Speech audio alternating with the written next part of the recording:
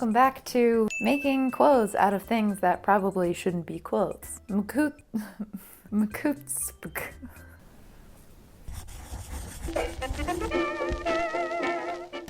How can I put this out of shot?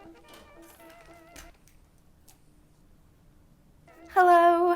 Alright, are you ready to get hopping back on that sewing train?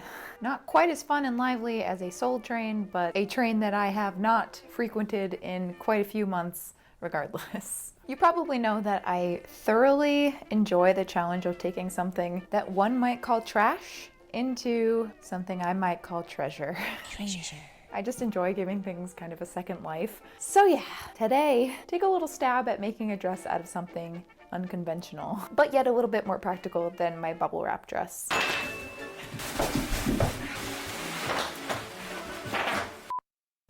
And I thought it would be kind of fun to play with that old cliche of wearing a potato sack and making it look good.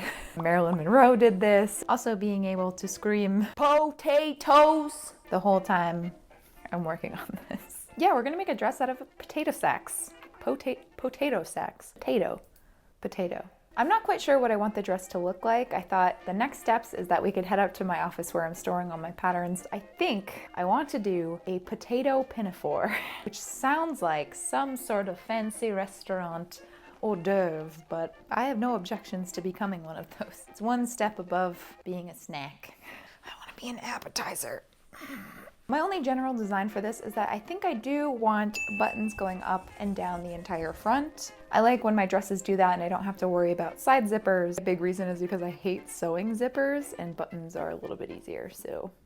And I know that I want to do a lining because I do actually want to see if I can wear this. I find myself shying away from projects where I just like make something and never wear it ever again. I don't know if y'all have caressed any potato sacks as of recently, but they are not the most comfortable material. With that spiel aside, let us go back into my house and find a suitable pattern for this project. A pattern for our potato pinafore project. Let's go. So in this handy dandy storage cabinet, I have split it up into dresses, skirts and tops, trousers and miscellaneous, and then historic. Let's see what we got. So I am going to be searching for something pinafore. I've used this before.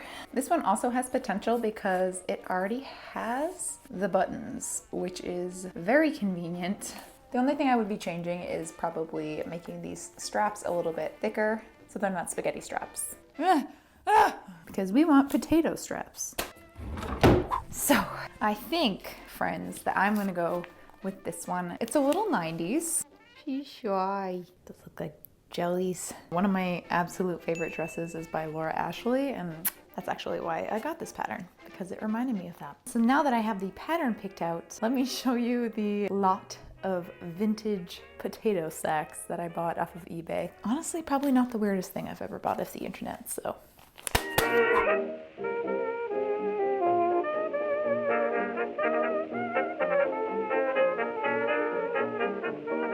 Browse my wares. My potato plunder. This is my version of Ferris Bueller's Day Off movie poster. They call me the potato queen of Massachusetts. I don't know if I can do this whole spiel like this. Okay, switching back. Oh my God. I'm not completely sure this is the right amount of yardage, but I'm gonna go ahead and assume that it is. Each one of these conveniently pre-cut and folds out. One side is very clearly the printed side, and then this is kind of just like faded. They're very see-through, so I'm gonna have to really count on that lining color. So I guess I sort of have to decide what I wanna do in terms of that. But I think that will also come once I bust open that pattern and we kind of get the lay of the land a little and see how much yardage I actually need. But yeah, it smells rural. Smells like a barn. Look how nice. I'm excited. This is not the first time I've made a dress out of burlap. So new patterns, because look how easy this is.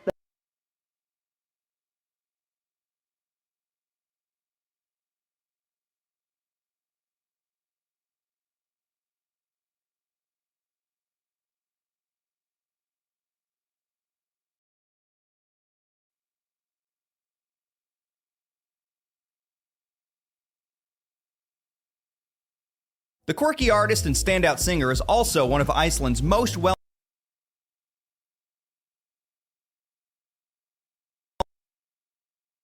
Я прожила в Питере 5 лет, но год назад решила уехать. Причины многие не поняли, ведь все стремятся переехать в Питер, а я уехала в свой родной маленький город. Оказалось, что уехать из большого города эмоционально гораздо сложнее, чем туда переехать. Казалось бы, все хорошо. Жила в классных апартаментах в центре, развивала свой Инстаграм, работала на запусках больших блогеров, ходила на разные мероприятия, знакомилась и общалась с интересными людьми. И вроде бы все круто, но в один день я поняла. Я ставлю себе новые цели, стараюсь их достигать, но счастье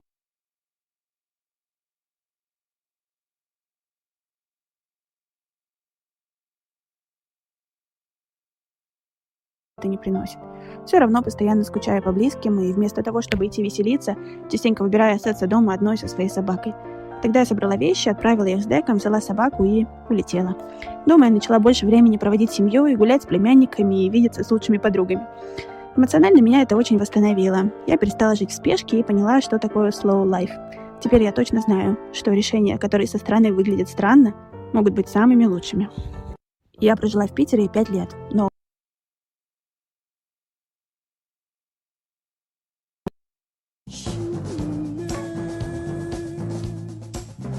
Men didn't before have to worry about this. They can be silly, fat, funny, intellectual, hardcore, sensual, all those different things, philosophical.